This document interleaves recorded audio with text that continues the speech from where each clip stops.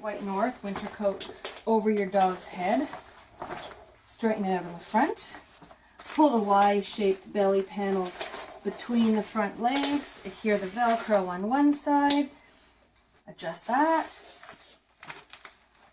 Adhere the Velcro on the other side. Clip. Make any adjustments. And you're all set.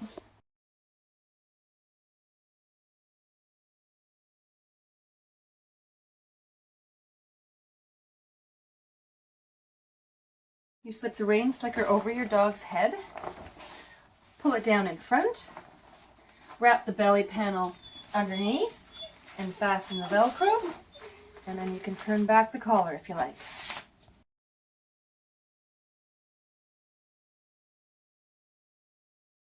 Fleece chili sweater over the head, straighten out the front, pull the Y-shaped belly panel between the front legs, fasten it on top, make any adjustments, and then smooth the sides down.